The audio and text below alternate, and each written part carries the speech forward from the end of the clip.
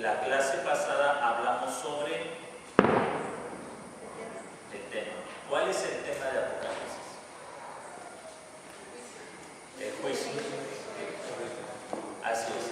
¿Me pueden citar algún versículo donde encontramos esto expresado?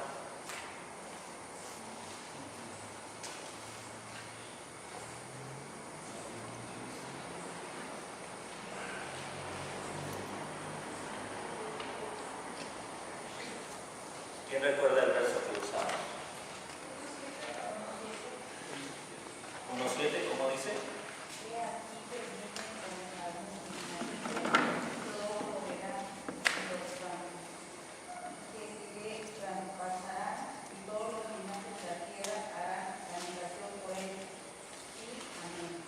Así es. Ahí tenemos el versículo que nos habla acerca de el propósito de Apocalipsis, que es revelar el juicio que Dios iba a traer sobre la nación de Israel.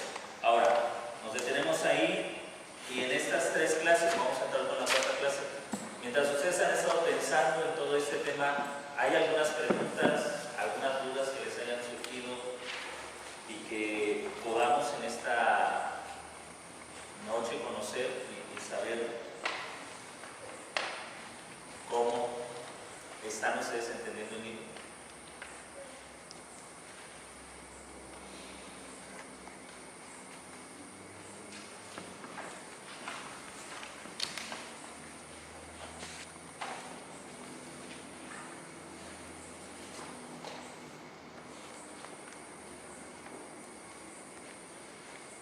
O bueno, permítanme ahora a mí hacerle una pregunta a ustedes.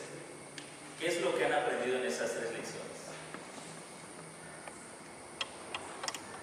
Pues la forma de interpretación y cómo es que nosotros estamos interpretando el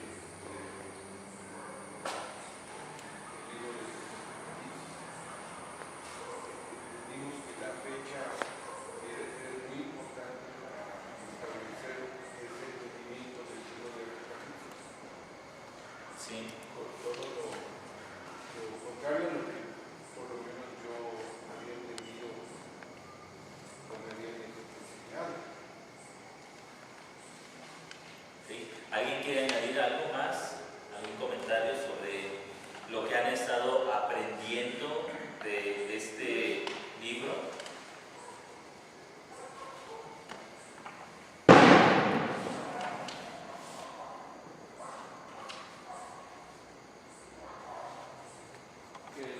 Los destinatarios, al final, los destinatarios fueron las 7 iglesias de Asia. Ajá. Que es muy importante igual porque ellos recibieron la palabra. Nosotros podemos sacar principios. Así es. Exactamente. Es importante entender a quién está dirigido el libro, la carta de Apocalipsis, para que podamos entender con claridad lo que la iglesia o las iglesias a las que se escribieron estas cartas debieron haber entendido. Ahora, vamos a ver el tema de la estructura del libro. Ya tenemos, el tema que vamos a ver ahora es la estructura del libro. Ya tenemos el tema del libro. Y ahora vamos a ver cómo este tema se desarrolla en una estructura. A lo largo de la escritura vamos a encontrar que se usan diferentes formas literarias para expresar las cosas que Dios quiere revelar a su pueblo. Si ustedes notan, la Biblia es un libro bastante emocionante porque hay una gran diferencia entre un libro, por ejemplo, de teología y la Biblia. ¿Alguno de ustedes ha leído algún libro de teología?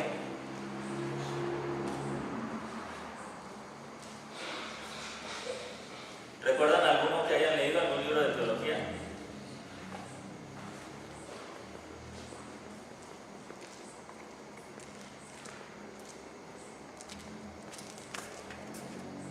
Que no sea algo así de cómo ser lleno del Espíritu en 12 pasos o cosas así. Bueno, si ustedes comparan un libro de teología con la Biblia, se van a dar cuenta de la diferencia entre la Biblia y el libro de teología. El libro de teología usa una forma literaria bastante rígida, ¿sí? Cuando vamos, por ejemplo, a un libro de teología de cualquier teología bautista, presbiteriana, pentecostal, y vamos a la parte de la teología propia, donde se habla acerca de Dios, ustedes van a encontrar temas como los atributos de Dios, comunicables, incomunicables, y todo se va a desarrollar en un mismo género literario. Se va a usar la prosa, no se van a usar figuras retóricas, no va a haber uso de parábolas, de simbolismos, no, va a ser una lectura muy similar. Si ustedes pasan a la parte de la eclesiología, se van a dar cuenta que se va a hablar de la iglesia, también de una forma sistemática y usando un género literario. Es decir, en ese libro de teología ustedes no van a encontrar parábolas, analogías, historias, narraciones, no, van a encontrar un solo género literario. Todo va a ser prosa y todo va a estar escrito de la misma manera. Pero cuando nosotros leemos la Biblia, lo sorprendente de la Biblia es que hace uso de una gran cantidad de figuras literarias que, conforme van progresando a lo largo de la Biblia, se van enriqueciendo y llenando de más contenido y de más significado. Quisiera ejemplificarlo de esta manera. Es como una bola de nieve, como en esas famosas ilustraciones de la bola de nieve, que comienza una pequeña bolita de nieve y conforme va avanzando se va creciendo hasta que se convierte en una enorme bola de nieve. Así vemos la revelación bíblica. Comienza como una pequeña bolita que comienza a rodar hasta que, llegando al Nuevo Testamento, cada imagen está llena de significados, llena de simbolismo, de imaginación, porque una sola palabra o la prosa en sí misma no puede revelar todos los aspectos de la multiforme gracia de Dios. Por ejemplo, Génesis 3:15. ¿Recuerdan lo que dice Génesis 3:15? Pondré enemistad. Pondré enemistad entre tu simiente, entre la simiente de tu simiente. Ajá, la simiente de la mujer y la simiente de la serpiente. Pondré enemistad entre ti y la mujer. Ella, sí, ya lo mezclamos, porque Ella te herirá en la cabeza. la serpiente te va a herir en el calcañar y tú le herirás en la cabeza. Ahí está la semilla de lo que se va a revelar más tarde. Empieza con una declaración: a través de un descendiente de una mujer, Satanás va a ser derrotado. Y esta imagen que muchos han llamado el protoevangelio o el evangelio en semilla o la primera promesa del evangelio, comienza a desarrollarse a lo largo de la historia bíblica y nos vamos dando cuenta que a lo largo de la historia bíblica se nos cuenta de mujeres que trajeron victorias a la nación de Israel como una manifestación de aquella primera verdad, ¿sí? Pero que se completaría no en la persona de María, sino en su descendiente, en Jesucristo, quien vendría a derrotar definitivamente a la serpiente o a Satanás.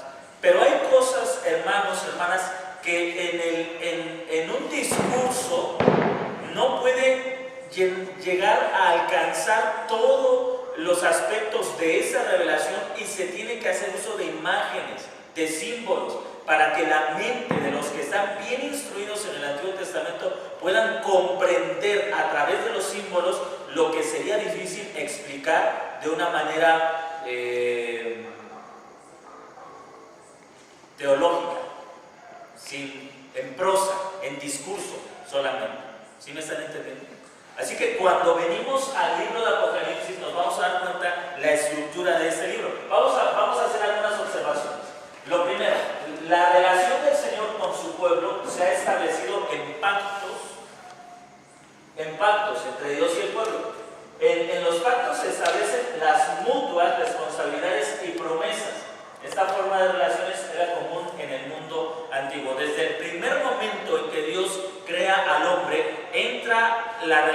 de Dios con el hombre entra en una relación de pacto. La única forma en la que Dios puede relacionarse con el hombre es a través de un pacto. No existe otra forma. ¿Por qué? Porque Dios es demasiado grande y el hombre demasiado pequeño, y no hay otra forma en la que Dios pueda relacionarse con el hombre si no es a través de un pacto.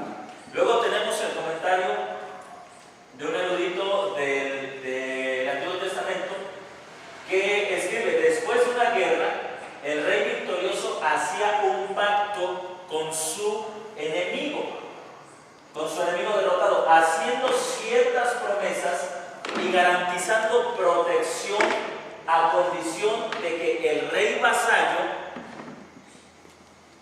y todos los que estaban bajo su autoridad obedecieran a su nuevo señor. Tanto el señor como el vasallo hacían juramento y de allí en adelante estaban unidos en un pacto. Así que en el Antiguo Oriente, recuerden que en el Antiguo Oriente había naciones que se les llamaban, o que hoy se les llama ciudades-estado o reinos-estado. Cuando hablamos de naciones, no pensemos que esas naciones eran como nuestro país, que nuestro país está formado por una cantidad de estados. Más bien pensemos que esas naciones eran como nuestros estados, ¿sí? O algunos tan pequeños como un municipio. Entonces, cuando había un rey poderoso, ese rey poderoso llegaba e invadía esas ciudades-estado, y los reyes, lo que hoy pudiéramos llamar un gobernador o un presidente del municipio, cuando eran derrotados por el rey soberano, vamos a darle ese nombre, ellos venían a ser reyes vasallos. Seguían guardando su dignidad de reyes, pero no eran soberanos, sino que estaban bajo la autoridad del rey que les había conquistado. Ahora, había un pacto. La única forma en que ese rey podía mantenerse en esa posición, gobernando su ciudad-estado, es que aceptara ser vasallo de este rey soberano. Si no lo aceptaba, entonces él y todo su pueblo desaparecían. Simplemente morían, eran arrasados. La mayoría, porque era la forma en que se daban las relaciones, aceptaban el pacto. Estos pactos incluían promesas y responsabilidades. La Biblia nos enseña que Dios es el rey soberano de toda la creación y creó a Adán como un rey vasallo, es decir, un rey que iba a estar bajo la autoridad de Dios o del Señor. Esto lo vamos a encontrar a lo largo de toda la Biblia, y esta es la estructura que nosotros vamos a encontrar también en el libro de Apocalipsis. Apocalipsis, como el resto de la escritura, es esencialmente un libro de pacto. Sí, es un libro de pacto. Si no entendemos esa estructura que tiene el libro de Apocalipsis, vamos a cometer el error que a nuestro parecer han cometido los futuristas o los idealistas. Les voy a poner un ejemplo de cómo eran los pactos que se hacían entre un rey soberano y un rey vasallo. Generalmente estos pactos constituían de 5 partes. 5 partes. Ustedes las pueden ver aquí. ¿Alguien quiere leer el punto 1, hermanos? Preámbulo, que identifica el señorío del gran rey, subrayando tanto su trascendencia, grandeza y poder, como su inmanencia, cercanía y presencia. Muy bien. ¿Recuerdan qué hizo Nabucodonosor cuando se convirtió en rey de todo ese imperio babilónico? En Daniel capítulo 2 se nos enseña que mandó a hacer una enorme estatua, y que cuando sonaban, y se nos mencionan todos los instrumentos que sonaban, toda la gente de ese reino, o sea, no solamente la gente que estaba en Babilonia, sino la gente de todo el reino, ciudades-estado que habían sido conquistadas por Babilonia, tenían que inclinarse delante de la imagen. Eso tiene que ver con la inmanencia. El rey soberano mandaba hacer imágenes que lo representaban en esas ciudades-estado, que el pueblo supiera. Ahora,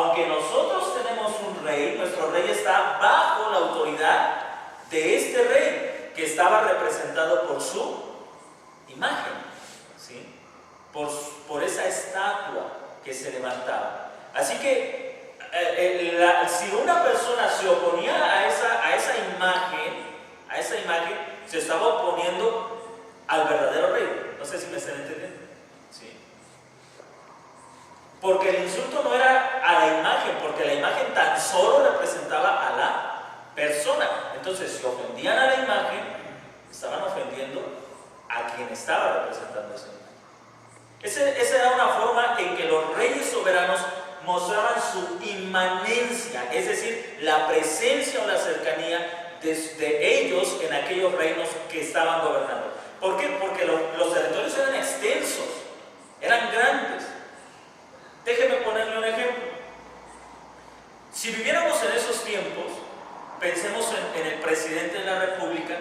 Una de las formas en que haría que supongamos que Tehuacán es una ciudad-estado, una de las formas en las que el presidente, que en este caso no sería un presidente sino un rey, lograría que Tehuacán como ciudad-estado estuviera sujeta a él después de haberla conquistado, sería estableciendo una estatua suya. Esa estatua nos estaría diciendo: yo estoy cerca de ustedes y si ustedes se rebelan, voy a barrer con todos ustedes, ¿sí?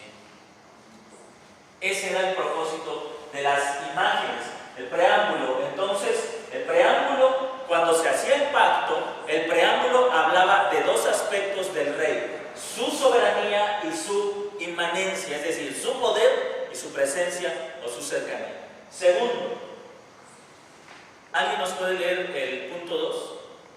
Prólogo histórico. Se examinaba la anterior relación del Señor con el vasallo, enfatizando especialmente las bendiciones concedidas. Muy bien. Prólogo histórico. Entonces, ¿qué era el prólogo histórico? Era el examen de la relación entre el vasallo y el rey soberano. ¿Qué se hacía en el prólogo? Se hablaba de lo bondadoso que había sido ese rey soberano al, por ejemplo, no destruir a todo el pueblo junto con el rey. Se hablaba de las bondades de ese rey. Tercer punto. ¿Alguien por favor nos los lee? Estipulaciones éticas. Exponía las obligaciones del vasallo, su guía de ciudadanía en el pacto. Ahí está. Entonces, tenemos el preámbulo, el prólogo histórico y las estipulaciones éticas. El cuarto.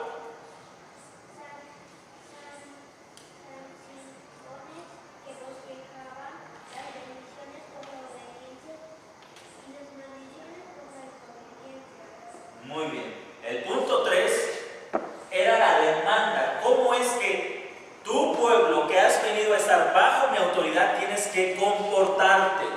Estas son las leyes que tú tienes que obedecer. Y el punto 4 nos habla de las sanciones. ¿Qué va a pasar contigo si no obedeces las estipulaciones éticas? Y concluimos con el 5. Las disposiciones de la sucesión que tenían que ver con la continuidad de la relación del pacto en las generaciones futuras.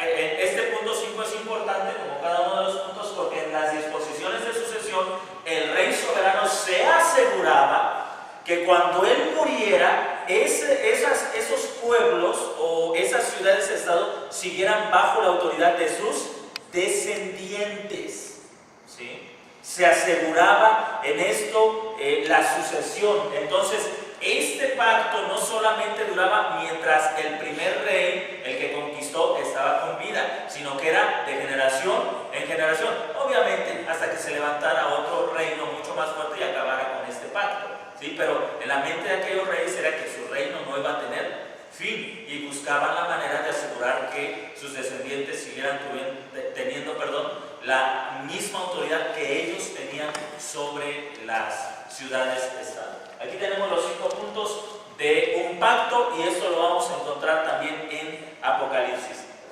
¿Alguna pregunta, hermanos?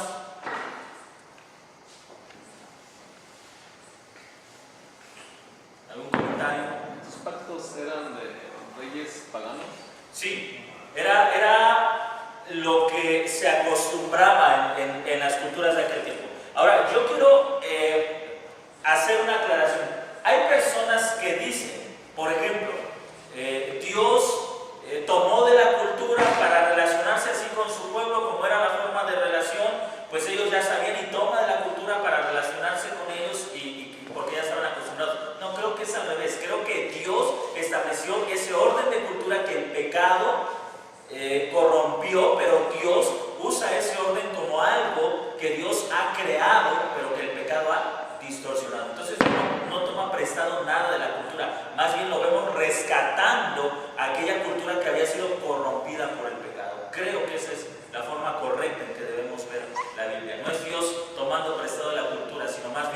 mostrando que la cultura es un medio por el cual Él también se revela a su pueblo y que el principal propósito de la cultura es que Dios se dé a conocer.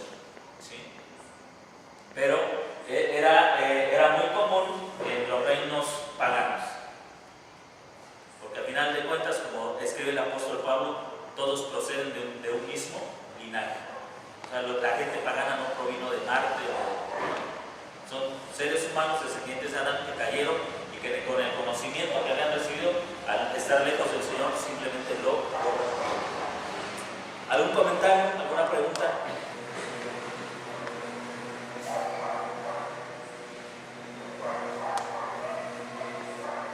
Vamos a ver un ejemplo de cómo la Biblia está estructurada en el mismo esquema de los pactos.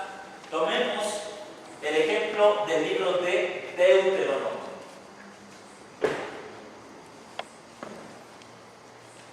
Del capítulo 1 al verso 1 al 5 tenemos el preámbulo y vayamos allá. Deuteronomio, capítulo 1, versículos 1 al verso 5.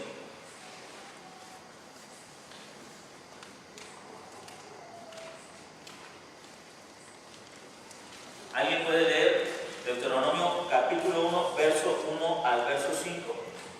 Estas son las palabras que habló Moisés a todo Israel a este lado del Jordán en el desierto, en el Arabá frente al mar Rojo, entre Parán, Tofet, Labán, Haserot y Sahar. 11 jornadas hay desde Oreb, camino del monte de Seir, hasta Cades Barnea. Y aconteció que los 40 años en el mes undécimo, el primero del mes, Moisés habló a los hijos de Israel conforme a todas las cosas que Jehová le había mandado acerca de ellos. Después que derrotó a Sehón, rey de los amorreos, el cual habitaba en Hezbón, y a Og, rey de Basán, que habitaba en Astarot, en Edrei. De este lado del Jordán, en tierra de Moab, resolvió Moisés declarar esta ley, diciendo: Gracias, ahí tenemos. Aquí tenemos el preámbulo, lo que le va a dar sentido al pacto. Recuerden cómo es que Dios demuestra su inmanencia en el pueblo del pacto a través de, en este caso, del pueblo de Israel, a través de Moisés. A través de Moisés. A través de Moisés, Dios le dice al pueblo: yo estoy en medio de ustedes.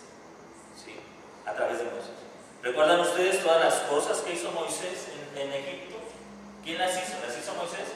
No, las hizo como el mensajero del Señor, como el emisario de Dios. Así que este preámbulo le recuerda: yo soy el Dios que ha estado con ustedes. ¿Y cómo sabemos que has estado con nosotros? ¿Han olvidado las cosas que he hecho a través de mi siervo Moisés? Moisés no fue el autor intelectual de las obras, sino que Dios fue el autor intelectual y el poder, el ejecutor a través de Moisés de todas estas cosas. Luego tenemos el prólogo histórico que abarca Deuteronomio capítulo 1, verso 6 al capítulo 4, verso 49. No lo vamos a leer porque es muy extenso, pero sí me gustaría que ustedes en casa lo leyeran. ¿Qué es el prólogo histórico? ¿Recuerdan? Así es. Ustedes pueden leer que a lo largo de estos capítulos el Señor les recuerda todo lo que Él ha hecho en el peregrinaje con el pueblo de Israel, la forma en que los ha guardado, en que los ha cuidado. Es el prólogo histórico, cómo Él fue bueno sacándolos de Egipto, cómo les promete llevarlos a la tierra, y en todo ese tiempo Él está con ellos sustentándolos, está con ellos sosteniéndolos. ¿Sí? Después del prólogo histórico tenemos las estipulaciones éticas que comienzan en el capítulo 5 y concluyen en el capítulo 26.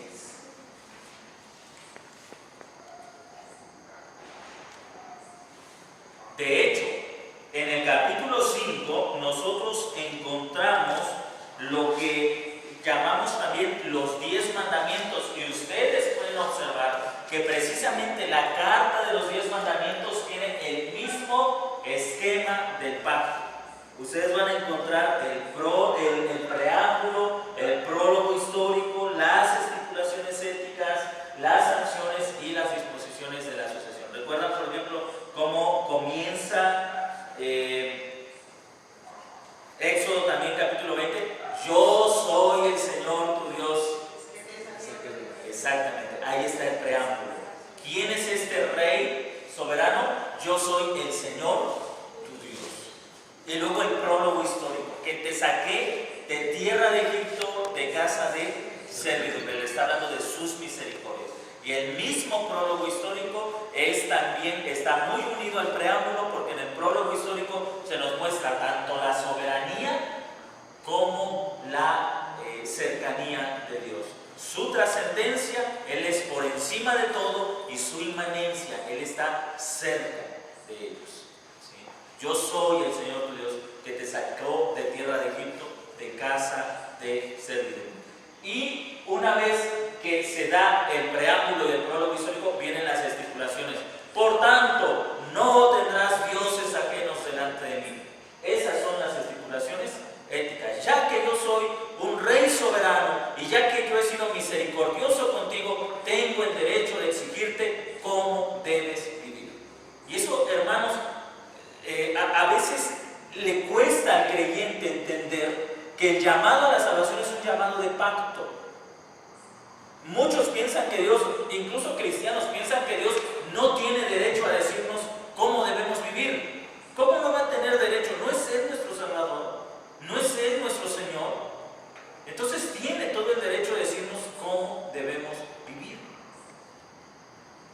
Pero cuando no se entiende la relación con Dios como una relación de pacto, pues solamente pensamos que Él es muy bueno, que Él es muy misericordioso, y que como Él es tan bueno, a Él no le importa si eres bueno o no, tú cómo vivas, porque Él es tan bueno que sabe que tú eres muy débil y que, bueno, te cuesta mucho serle fiel al Señor, pero con Él no hay problema, es muy misericordioso. Pero cuando entendemos la relación del creyente con Dios en la estructura de un pacto, nos damos cuenta que Él nos salvó para la obediencia, y Él hace demandas de la iglesia y de cada uno de nosotros.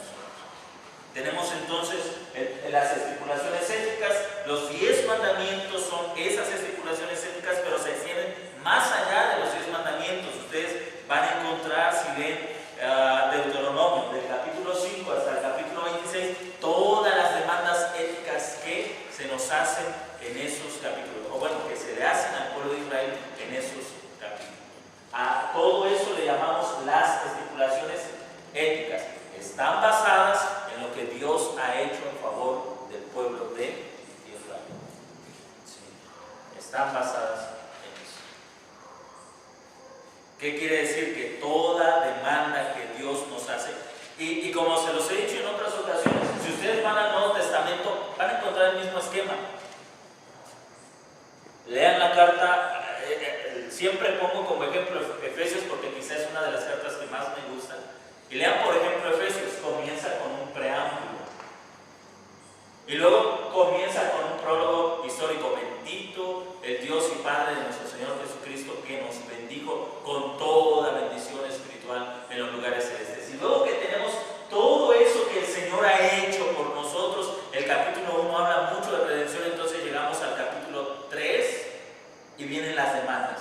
Por tanto, ya no andéis como los gentiles, sino de la manera en que aprendieron de Cristo, así anden. Hay demandas éticas. Pero observen que en ninguna parte de las Escrituras se nos hace una demanda ética que esté separada de lo que Dios ha hecho en favor de nosotros. ¿Por qué debemos ser santos? Simple, porque el Señor nos rescató de la inmundicia del pecado. Esto no tiene que ver porque te conviene, para que te vaya mejor. No, hay una responsabilidad. Si Él te salvó, debes ser santo. Si Él te perdonó, debes obedecerle. Si Él te está sosteniendo, debes rendir tu vida a Él. Son obligaciones que tenemos. Y lo enfatizo porque al creyente actual eso de obligaciones dice, no, es que eso está en contra de la gracia. La salvación es por gracia. Sí, la salvación es por gracia. Pero la gracia demanda obediencia. Y ese es uno de los problemas. Por eso en algunas ocasiones les he dicho, la gran diferencia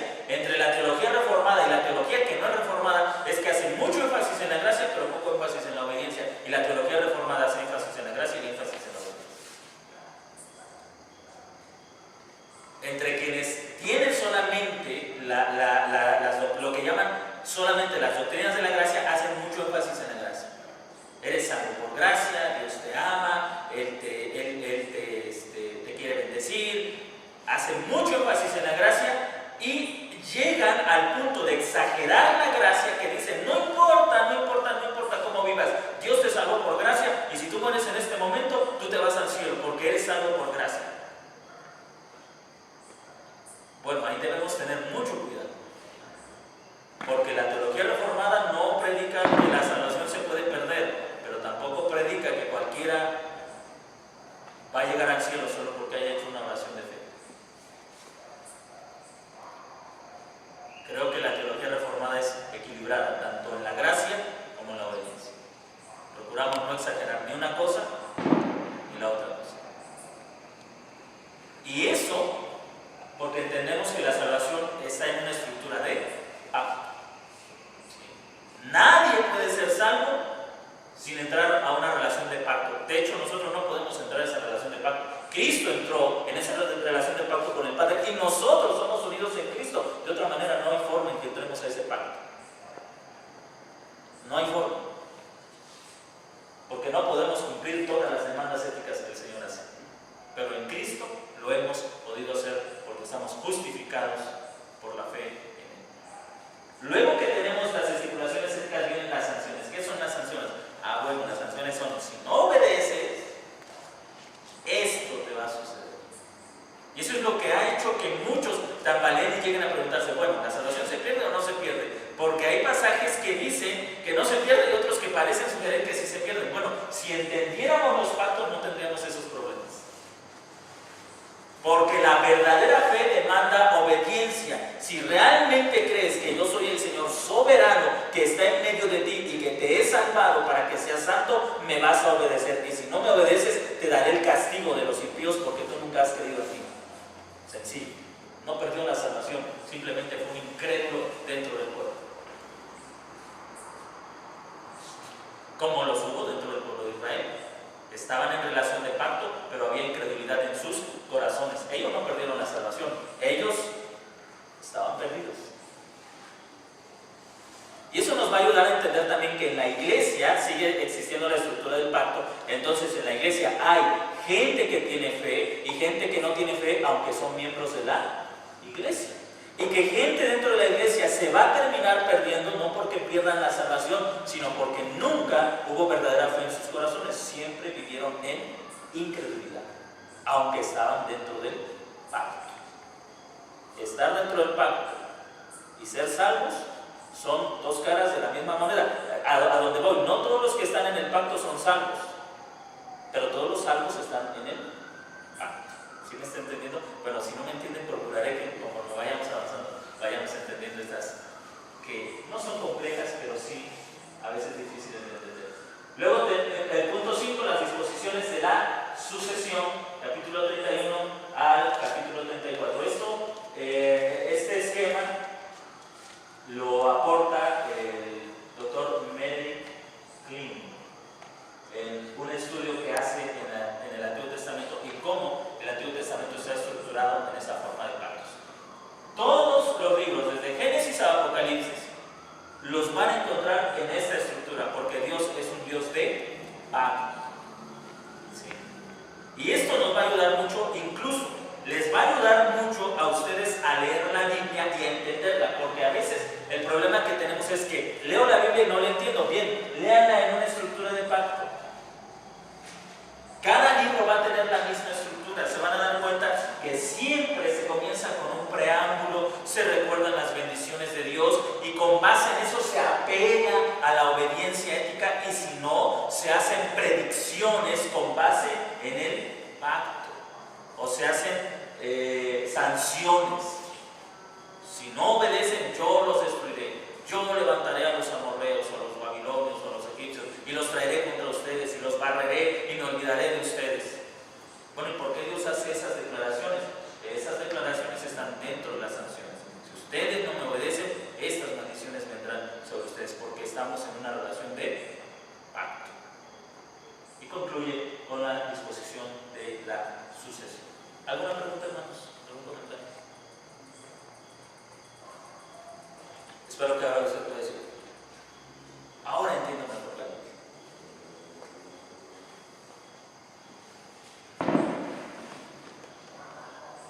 Pastor, ¿de dónde viene el creer que Dios no castiga? De la iglesia enfrente. Creo que ese problema ha sido una herejía con la que la iglesia ha luchado siempre. Incluso no olviden que Dios, cuando levanta a Jeremías y lo envía al pueblo, le dice que él estaba en contra de los profetas que predicaban paz, paz y vendaban la llaga del pueblo y le decían: no hay problema, Dios no los va a castigar. El Señor dice: yo estoy en contra de esos profetas. Luego llegamos al Nuevo Testamento y encontramos, por ejemplo, en la segunda carta de Pedro, que Pedro acusa también a maestros falsos dentro de la iglesia de predicar, él los llama los libertinos, que cuestionaban probablemente a los apóstoles y a los maestros de la iglesia con esta pregunta: ¿y dónde está la promesa de su venida en juicio, de su advenimiento? Porque desde el día en que murieron nuestros padres oímos de eso, pero las cosas siguen iguales. Dentro de la iglesia se habían levantado falsos maestros que negaban que Dios es un Dios de juicio también. Es cierto, de misericordia, pero que no deja de lado el juicio.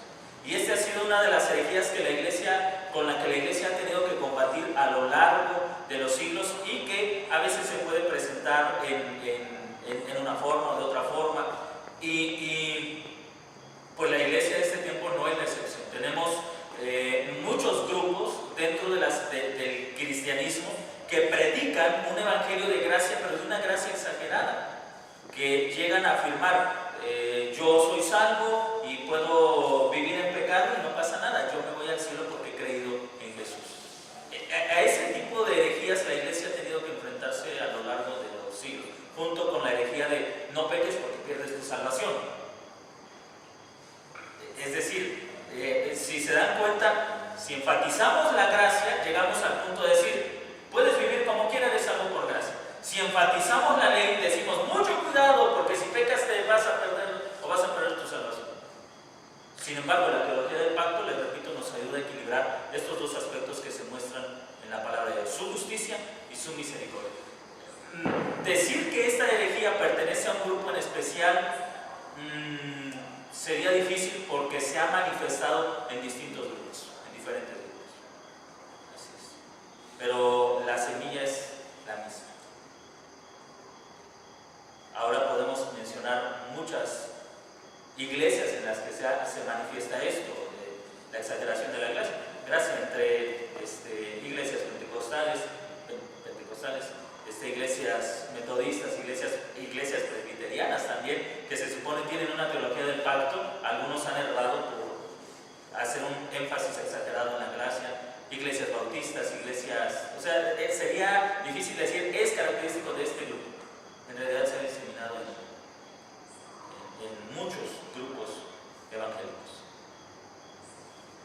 El problema es que algunas iglesias han salido del legalismo de la salvación, se pierden, se han emocionado con la doctrina de la gracia y se han ido al extremo de no importa cómo vivas, la salvación no se pierde, porque no tienen la estructura del pacto.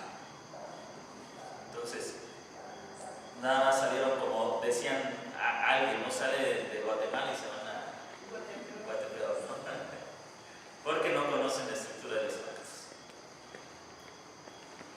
Bien, ¿alguna pregunta? ¿Algún comentario más?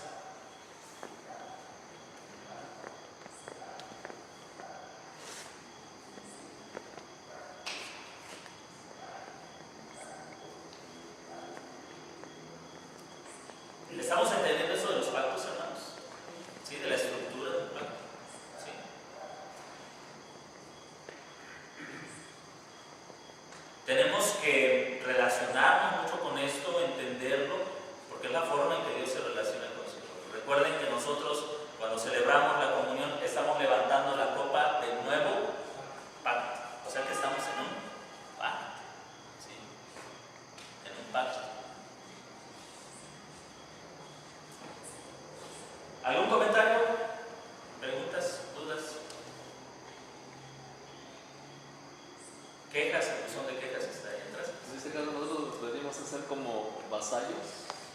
¿Sí? ¿Sí? Lamento tirarles el autoestima, pero...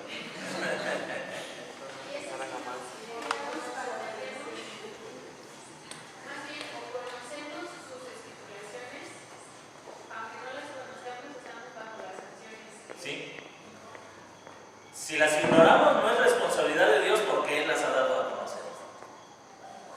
Es como cuando te detiene un agente de tránsito y tú le dices, pero es que yo no sabía que el reglamento dice, tu ignorancia no te excluye de tu infracción, ¿no? Así. Es que dice, yo no conocía tu palabra, bueno, tu ignorancia no te excluye de... ¿Alguien iba a hacer un comentario más? No, todo claro. Ahora vamos al libro de Apocalipsis. ¿Alguien puede leer la primera viñeta, por favor? Libro.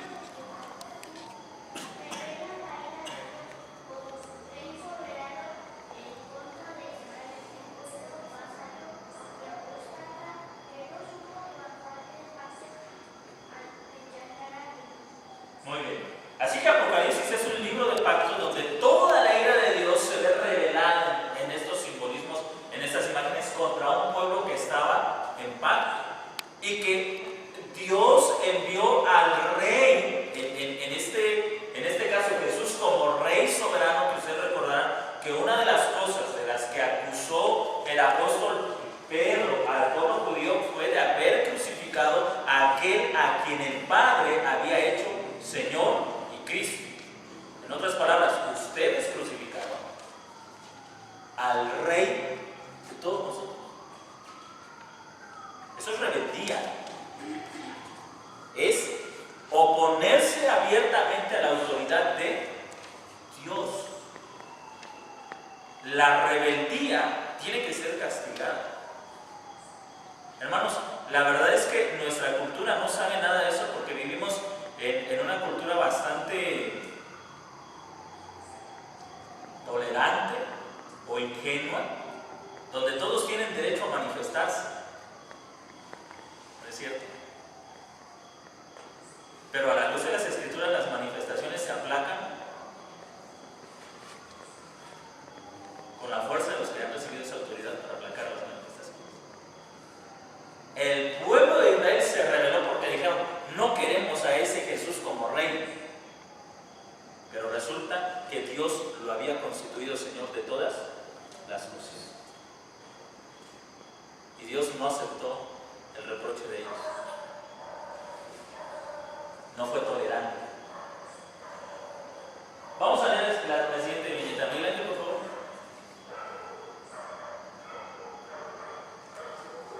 Para captar la estructura en 5 partes de Apocalipsis, primero debemos considerar cómo se relaciona la profecía de Juan con el mensaje de Levítico 26, como Deuteronomio 28, Levítico 26 establece las sanciones del pacto. Si Israel obedece a Dios, será bendecido en cada una de las áreas de la vida. Levítico 26, 1 al 3, Deuteronomio 28, del 1 al 14. Sin embargo, al desobedecer, será visitado por las maldiciones, escritas Con horrible detalle.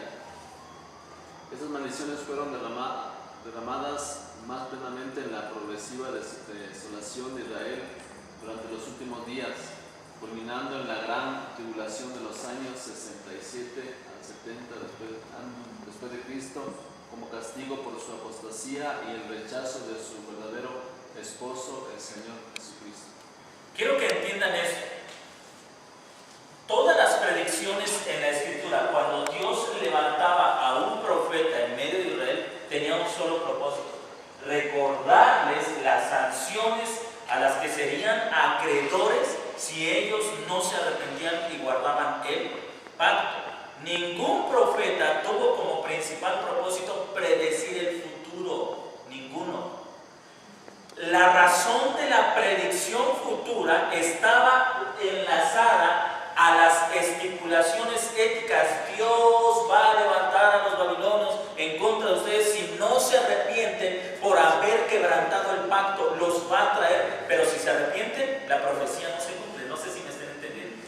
A diferencia de los profetas que hoy se levantan y dicen, va a haber un gran terremoto ¿y eso qué tiene que ver? No sé si me estén entendiendo. Y eso, el Señor me dice que en este año te vas a comprar el carro que quieres. ¿Eso qué tiene que ver con eso? Los profetas profetizaban con base en el pacto. Así que ellos no eran vaticinadores del futuro, ellos eran emisarios que recordaban: si ustedes no se arrepienten, Dios va a traer las maldiciones que ya están escritas en el pacto y va a usar a tal nación, o va a levantar a tal nación para traer las maldiciones de las cuales Él les dijo que traería si ustedes quebrantan el pacto. Se dan cuenta que incluso la profecía tenía una intención ética, hacer que el pueblo se arrepintiera y volviera a guardar el pacto. Ese era el propósito de la profecía. No era vaticinar el futuro, sino recordarles el pacto. Esa es la gran diferencia entre el profeta del Antiguo Testamento, el profeta bíblico, el profeta de Dios, y los que hoy se levantan como profetas. Hay una gran diferencia. Bien, ¿vamos entendiendo? ¿Tienen alguna pregunta? ¿Algún comentario? Como pregunta, el pueblo judío rechaza a Jesucristo y ellos lo rechazan, y el pueblo romano, que es quien ejecuta en ese momento La sentencia. ¿están también bajo este mismo juicio? O ellos, como no son el pueblo, no entran en este. Dios promete castigar también a Roma porque apoyaron. Recuerden que, por ejemplo, en el Antiguo Testamento Dios le dijo a Israel: te voy a destruir a ti y a tus amantes. Roma es la amante de Jerusalén y va a ser destruida porque, aunque sea ignorante, apoyó la causa de esta apóstata mujer. Entonces, es también enjuiciada. Y la historia nos dice los juicios que caen. Sí, Dios levanta a Roma para azotar a Jerusalén, pero luego levanta a otros pueblos para azotar a Roma. Sí. Sí. Dios nunca va a hacer nada que no haya dicho en el pacto. Él mismo dijo: si tú te arrepientes, yo traeré estas maldiciones sobre tus enemigos. Pero si no te arrepientes, traeré estas maldiciones sobre ti. Eso significa que todo lo que pasa, ustedes van a encontrar, por ejemplo, que hay 4 formas en las que Dios promete azotar al pueblo de Israel: con peste, con hambre, con guerra y con acontecimientos naturales como terremotos y inundaciones, sequías. Son 4 sentencias que ustedes van a encontrar a lo largo de las Escrituras. Voy a castigarte con estas 4 maldiciones. La deportación entra ahí, pero las 4 maldiciones son como que la base de todos los juicios. Y ustedes van a encontrar que en Apocalipsis vamos a ver, las vamos a ver más adelante, usted no se preocupe. ¿Y cómo las voy a encontrar yo? Vamos a ir viendo, ¿no? Cómo estas 4 maldiciones están reveladas en Apocalipsis. Estas 4 maldiciones están reveladas en Mateo capítulo 24. ¿Sí? ¿Por qué? Porque Dios las prometió en el pacto. Voy a traer estas 4 maldiciones y te voy a azotar. Si no te arrepientes, te voy a azotar 7 veces con estos castigos. Y usted va a encontrar, por ejemplo, en Apocalipsis, 7 sellos, 7 trompetas, 7 copas, 7 ángeles. ¿Qué es lo que les está diciendo? Las 7 veces que te prometí que te iba a castigar, ya te llegaron. Observa usted la naturaleza de los pactos. Esto tiene que llevarnos a una admiración del Dios al que servimos. Que el Dios que nos ha llamado a servirlo no es un tímido abuelito que usted puede manipular como quiera. No es el abuelito consentidor que llega el nieto, se siente de sus piernas y dice: abuelito, sí, por favor, dime que sí. No, es el Rey soberano que se le debe rendir toda la gloria y que quien no lo hace está sujeto a recibir las consecuencias de oponerse a su voluntad. Eso nos debe llevar a una comprensión más alta del Dios que nos ha llamado. Por ese pacto con su pueblo castiga a Egipto. Sí. No olvidemos, les repito que en el Antiguo Testamento se repite esto, ¿no? Por ejemplo, con Babilonia dice, voy a traer a los babilonios para azotarte, pero después levantaré otra nación para castigarlos también a ellos. Así es. Entonces, desde luego que y yo quiero que entiendan esto, todo juicio, el apóstol Pedro lo dijo de esta manera, es tiempo que el juicio comience, pero ha de comenzar primero por la casa de Dios. Todo juicio que Dios trae sobre la tierra, ¿saben dónde comienza? Primero con su pueblo. Y una vez que ha azotado a su pueblo, azota a todos los demás. La Escritura es un testigo de esas grandes verdades. Y el último de los azotes lo vemos con la nación de Israel. E incluso algunos eruditos del Nuevo Testamento dicen que las iglesias, las 7 iglesias a las que está escrita, dirigida la carta de Apocalipsis, no se arrepintieron porque poco después también desaparecieron sin quedar rastro de esas iglesias. ¿Se acuerda que a cada una el Señor les dijo, si no te arrepientes, vendré contra ti? Bueno, pues la historia parece sugerir que no se arrepintieron. Y ahí tenemos que llegar a la afirmación del Antiguo Testamento, sea Dios veraz y todo hombre mentiroso. Solamente Dios cumple todo lo que promete. Eso debe ser un gran consuelo y una enorme advertencia. Un gran consuelo porque ha prometido gloria e inmortalidad a los que le temen y creen en Él. Debe ser un gran consuelo, pero también una gran advertencia porque ha prometido castigar a aquellos que son incrédulos, y lo ha hecho. Eso debe sacudirnos el corazón, llenarnos de expectación, de reverencia, de admiración, de gozo, de precaución por el Dios eterno. ¿Algún comentario, hermanos?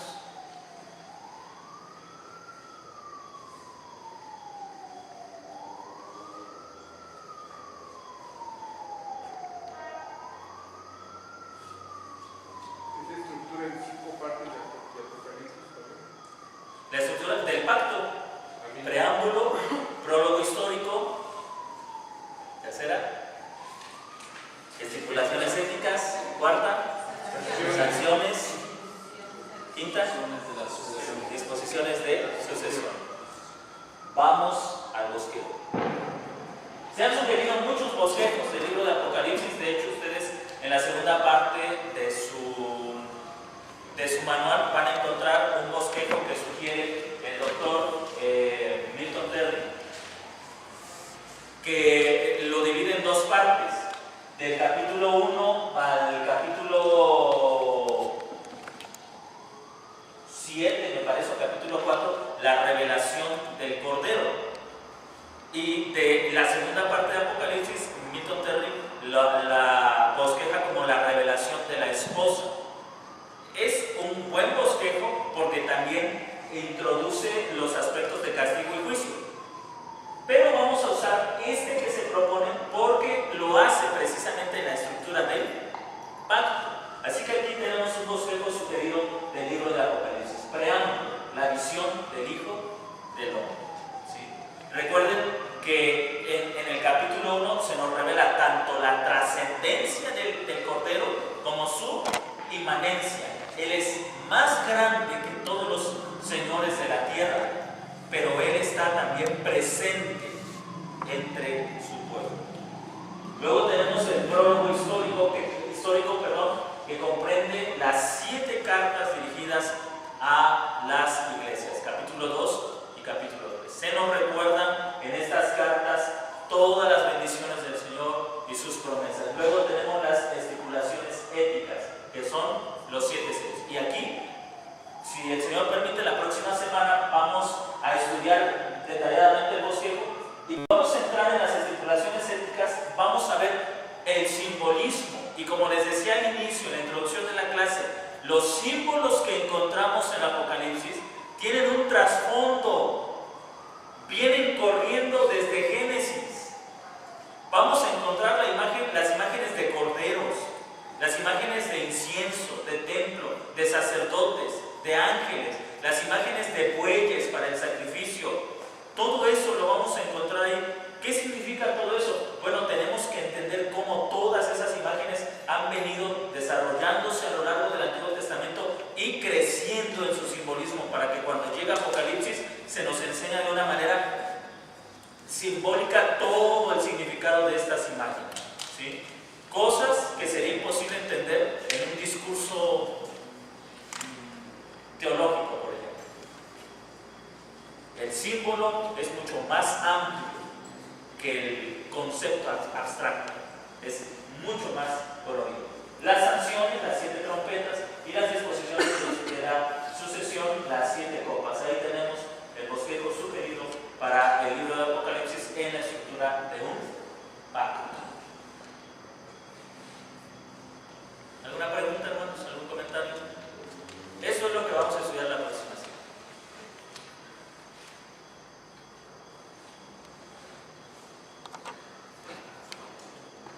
Estas diapositivas no vienen en el manual. No viene en el manual. Eso de la estructura del pacto no viene incluido en el manual. Si todo viene en el manual, ¿para qué vienen a la clase? No, me leo el manual en casa. ¿Mande? Sí, está grabada y se va a subir al canal de la iglesia. Si es que no tenemos algún problema técnico.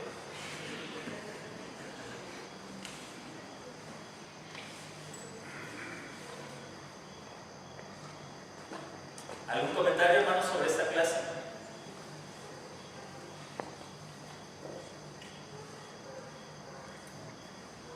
Pastor, entonces los profetas en el Antiguo Testamento lo que hacían era más bien recordarles el pacto.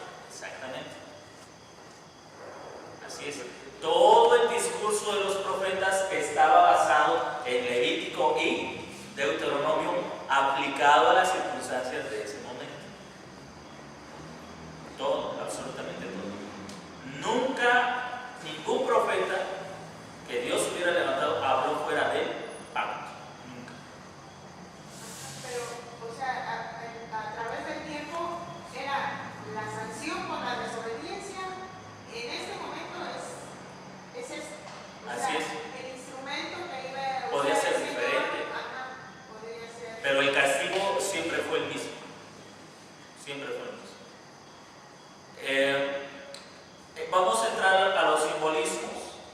¿Recuerdan ustedes, por ejemplo, cuando el apóstol Pablo cita la ley para hablar sobre el sustento del pastor? Y dice, cita la ley donde dice, no pondrás bozal al buey que trilla. Observen eso. El buey, en la carta de Pablo, ¿a quién representa?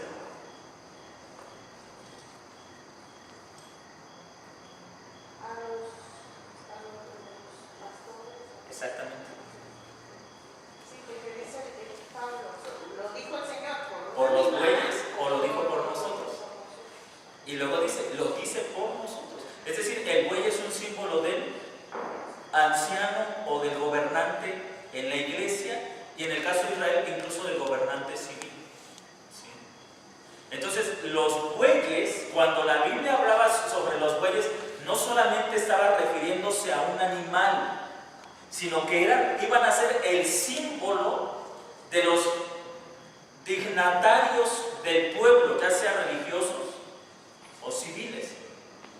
Pablo, como un judío instruido en todo este simbolismo, dice, cuando el Señor habló sobre los bueyes, que los bueyes tenían el derecho de comer de lo que estaban trabajando, ¿se preocupa Dios por los bueyes o lo está diciendo por nosotros? Y dice, es por nosotros. El buey nos representa porque el buey trabaja el campo. ¿Sí? Y eso lo vamos a encontrar en Apocalipsis. vamos a encontrar, lean el Antiguo Testamento, Levítico y Deuteronomio, y vean cómo se castigaba por robar un buey o por matar un buey que no fuera tuyo. Lean. Ahora, la pregunta es, ¿lo decía enteramente por los bueyes? ¿No? Israel asesinó a ancianos de la iglesia, mató a los apóstoles de la iglesia. ¿Cómo iba Dios a castigar eso? En la ley está escrito. ¿Cómo se castigaba el asesinato? Y saben, hay algo importante. La palabra asesinato generalmente se utilizaba para hablar del asesinato de un ser humano, pero también se utilizó para hablar de matar a un buey que no era tuyo. Se usaba esa misma palabra porque Dios estaba enseñando algo. Estos animales representan a los ancianos de mi pueblo, y cualquiera que haga algo en contra de ellos va a recibir estas sanciones o estos castigos. Israel atentó contra la vida de los ancianos de Israel, mató a los apóstoles, mató a los ancianos de la iglesia. ¿Cómo iba Dios a castigar esos crímenes? Ya estaba escrito. Por eso les digo, para entender Apocalipsis tenemos que irnos al Antiguo Testamento. Pero viéndolo así como pacto, entonces todo lo que hablan los profetas ya está cumplido. Sí, y también es la base para entender lo que Dios hace en nuestros tiempos. Así es.